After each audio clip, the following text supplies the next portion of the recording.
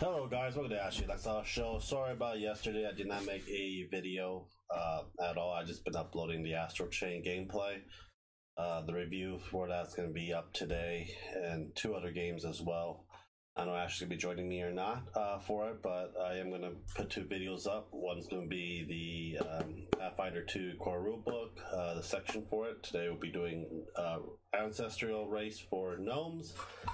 And later on today we'll have the vlogging video for Wednesday as well. Well, Ashley's here. So I will be reading the stuff about gnomes. Gnomes are actually one of my favorite races to play. Basically they're very good illusionist, spellcaster. I play elf. So on. Because you're a prick before playing an elf. You know, all my favorite characters are elves. Yeah, so. Gnomes are very fascinating. It has to be enticed, has to be interesting. If they don't have any will, right? If they get bored for a long period of time, in my experience, I think 3.5, and 5th edition, Pathfinder 1, their hair starts to turn white. When the hair turns white, that means they're about to die. Yeah. They usually work with dwarves in the same mountain. Yours was in love with himself. Yes, but he was actually part of the very good technologist as well. He had my gnome wizard. He is about to die.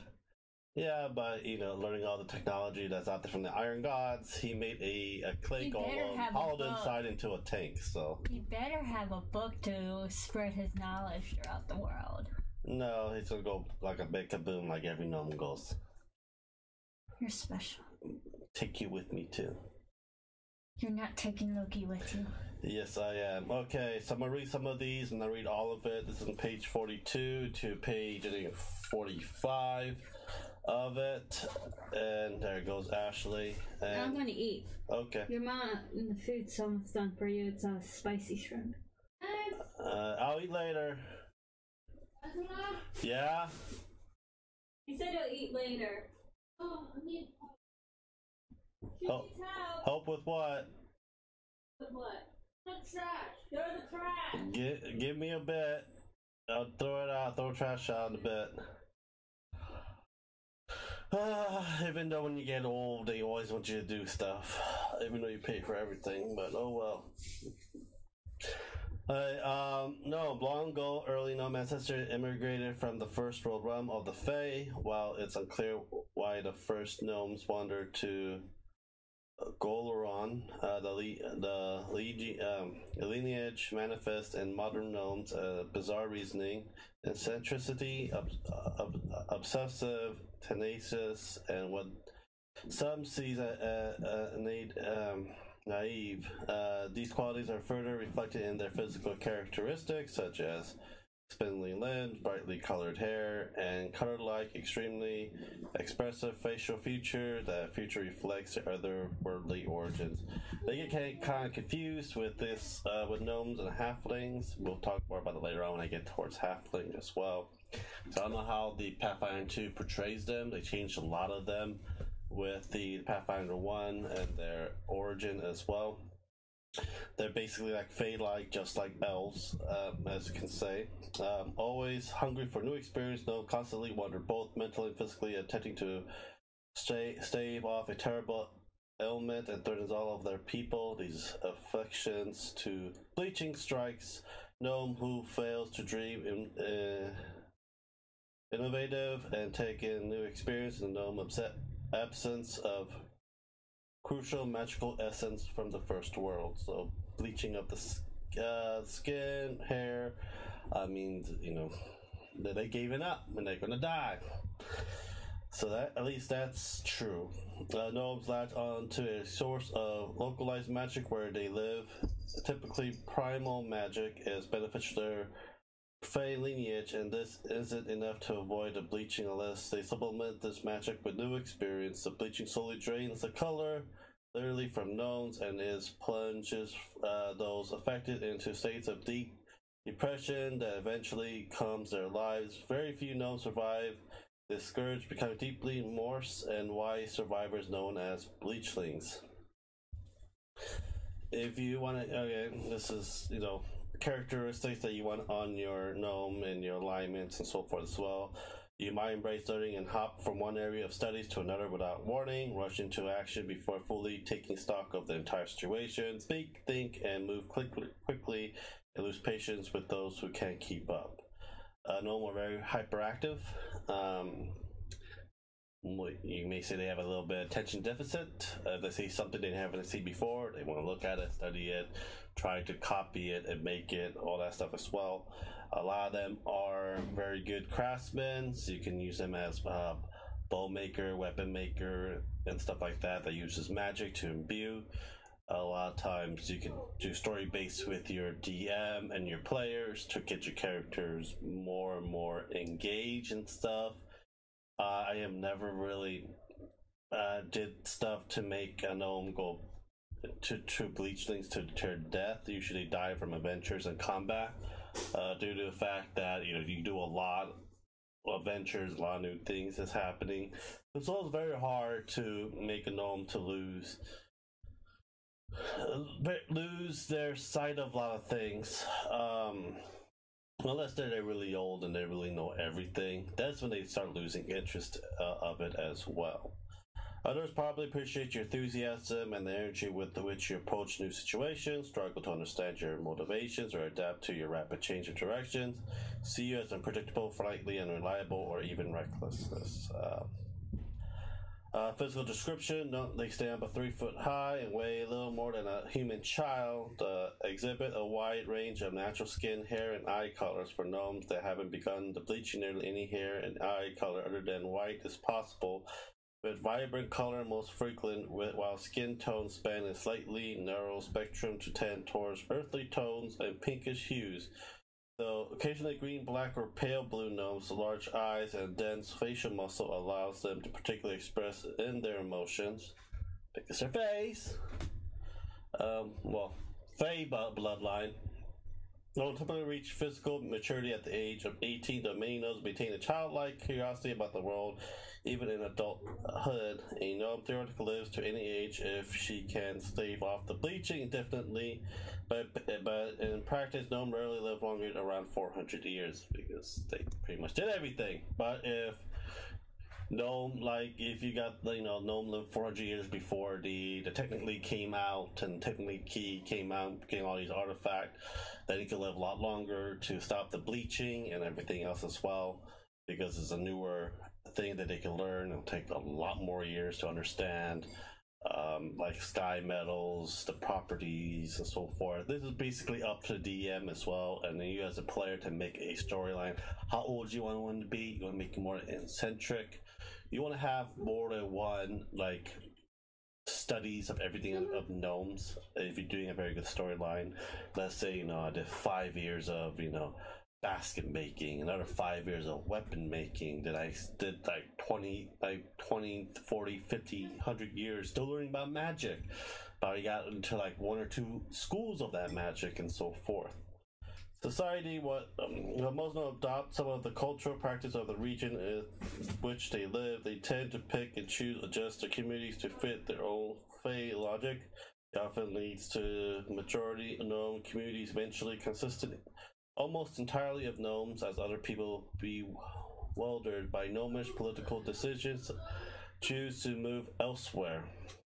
Gnomes have little culture that they would consider entirely their own. No gnome kingdom or nation exists on the surface of Goloron, and gnomes wouldn't know what to do with such a state if they had one.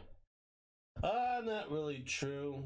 You could put the World of Warcraft aspect of the gnome kingdom. I know the newer expansion, they rebuilt upon it and everything else as well. They got their sight back from leaper gnomes and so forth from a tragical experiment. You can add that to your campaign, your homebrew as well. But they can and they could have one in Pathfinder 2 realm. It's just that they're more excited about knowing more newer magic items, life, culture, everything, and they like to absorb everything. Alignment and religion. Though gnomes are impressive tricksters with inscrutable motives and confusing methods, many at least attempt to make the world a better place.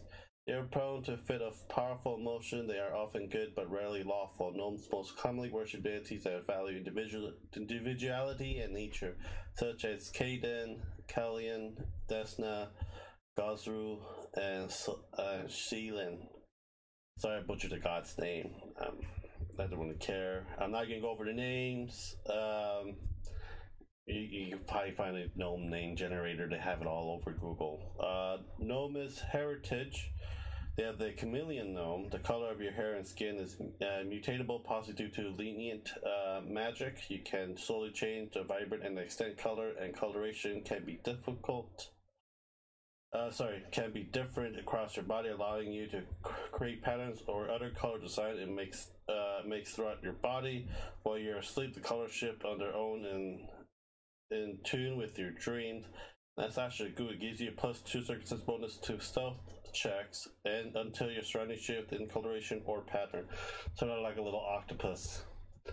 They can change color, a chameleon, change little colors around their areas as well. That's kind of cool for it. I think that would be a very cool chameleon gnome to be a rogue. There are gnome rogues, there are gnome barbarians.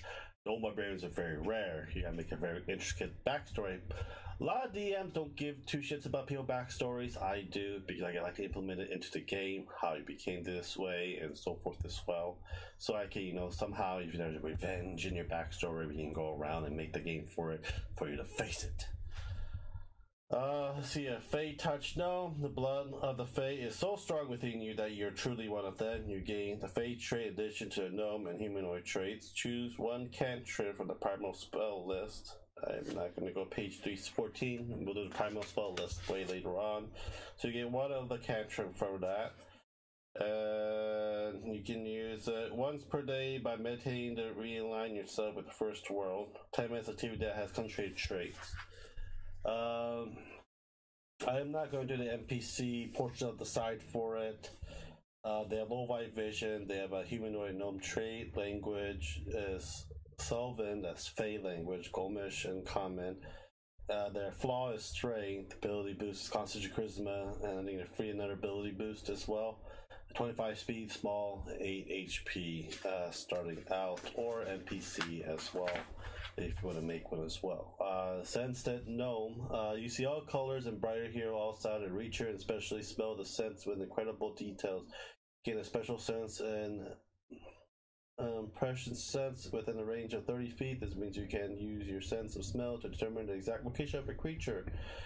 Good for rogue, druid, barbarian, in my point of view, ranger as well. The GM will usually double the range if you're downwind from the creature to half the range if you're upwind. So if wind blows towards you and you can smell that thing, you can find out probably by 60 feet. If I determine it of the situation, if it's a cave, no wind stuff, it's 30 feet.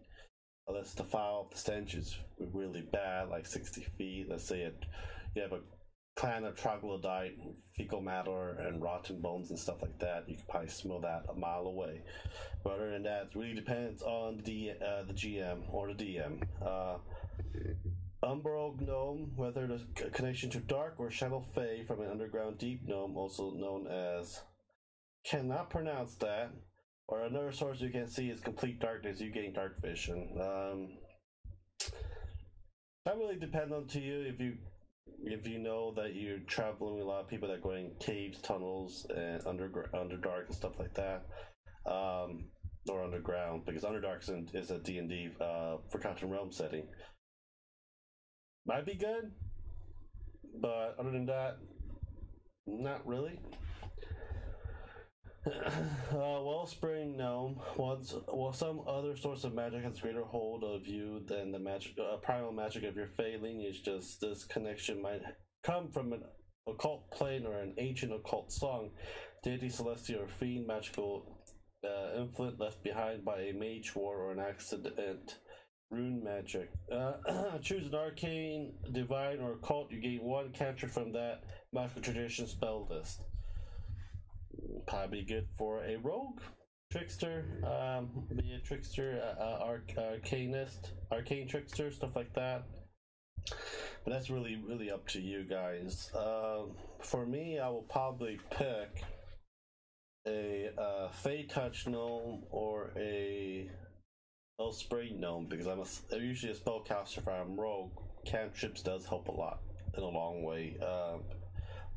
If you pick the right one. This is the ancestral feat. You know, every 1st, 4, 9, 13, 17 level, you can get one as well. So this, let's see here. Animal accomplice. You build a rapid report with an animal which becomes magically bound to you. You get familiar using the rules on page 217. I'm not gonna look through that. But gnomes choose animals with a burrow speed. So usually a pick gnome that digs tunnels for you, but you can pick one, whatever you want, the familiar list. Just make an intricate backstory if you're playing with me. Burrow Elocutionist. You recognize the chittering of ground creature as its own particular language. You can ask questions and receive answers for use. The diplomacy skill with animals that have a burrow speed with a such as badger. Just basically talk to animals, but they need to learn how to dig. Like prairie dog, moles, squirrels, badgers, dog. I bet you can talk to dogs because they have burial skills as well. They like to dig and stuff like that. Fey Fellowship. Your head's connection affords you a warmer reception from a creature of the first world, as well as tools to follow their tricks. You gain a +2 circumstance bonus to both perception check and saving throw against Fey. That is actually pretty good to use. If you're going against a lot more Fey type character as well. If you don't know the First Order, what it really is, there's a gameplay called the Pathfinder Kingsmaker. We'll tell you all about the First Orders and so forth. If you ever played the Kingsmaker actual campaign, it's a 6-book campaign book. You know, they'll tell you more about that as well. First World Magic. Your connection to the First World grants you your primal initiate spells, such like those of the Fae. Choose one cantrip from the primal spell list. You can get additional cantrip if you want. If you pick with the, I think this Fey Touch gnome, yeah, that you get 2 cantrip in your first level if you want. Gnome Obsession. You might have a fighting nature, but with a topic creature your attention, you drive into the head first. Pick a lore skill. You gain the trained proficient rank in that skill. Second, you gain a expert proficiency in that chosen lore, so you can get more. Like in Gnome Obsession, basically, they want to know everything. Like, they want to be jack of all trades. Gnomes are a great bard. I'm letting you know with this, it helps a lot more to be more jack of all trades. Gnome weapon familiarity. You're trained with guys and cookery. Illusion sense, so you get +1 perception check and will save against illusion. I'm surprised they did not just add that into their actual thing, but because they are very good using against illusions as well. They're very great imagination. If you're 5th level, you can pick one of these or later on. Animal Acoutionist. You hear animal sound in the conversation instead of intelligent noise and can respond in turn. So not just animal with burrow speed, so you can talk to all animals, basically speaking to animals. Energize font. Prerequisite focus pull at least 1 initiative spell from gnome heritage or ancestry feat that shares traditional focus. Okay. This does the magic within you provide increased magic you can use to focus your. You gain 1 focus points up to your usual maximum. Gnome Weapon Innovator gives you more bonuses for your weapons that you adapt to from the weapon familiarity. It's for 9th level. First word Adept. So you gotta be fair. You might gain Fairy Fire and Invisibility. Okay. 2nd level initiate spell. You can. Each of these primal innate spell once per day. Okay. Let's see here. Falcalis Conduct. Your connection to First World has grown, and this positive energy flows into you rapidly. If you rest for 10 minutes, you gain hit points equal to your Constitution. However, times half your level. That community with any spells you receive Rem treat wounds. That's actually pretty good. For ninth level, you gotta be ninth level to get this. I would just skip it because when people are ninth level, there are ways that you basically can heal, and then they can heal you a lot better for that as well.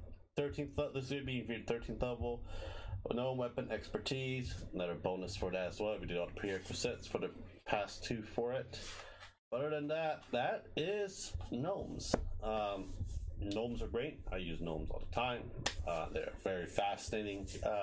Innovators, tinkers. I think it's probably one of the best ones for one that crafts into any kind of magical items. I would say they're better magical crafter than elves and dwarves, in my opinion. Elves are more innate and more fashionable. Dwarves are more like sturdy, but has a more of a geometric craftsmanship for that. But I think gnomes are like one of the best. If you really want to make a crazy gnome and your DM allows it, you can actually make a lightsaber if you really want. But you know, you're gonna have to like really dive into the magic and how you view it and so forth. So I think that's why gnomes are like one of the best, because if you think of an idea in imagination, they can build it. I built a clay golem. We hollowed the inside of it, so basically it's a cockpit, and we have I have a familiarity dagger that controls the golem. And this is Pathfinder 1 rules, just letting you guys know. Then when we're in the Iron Gods, we just put rocket launchers on top of it. The side of it is a giant a crossbow, freaking guns in the front. I have a little glass in the front that can open down and stuff, and open it when the clay golem opens. And I let the clay open his mouth, put my hands out, cast my spells, while I have a protection of like a tankly armor. This is my first time people saw a tank-like wizard, because I have 2 characters that I can control: a clay golem and my wizard gnome as a evocationist.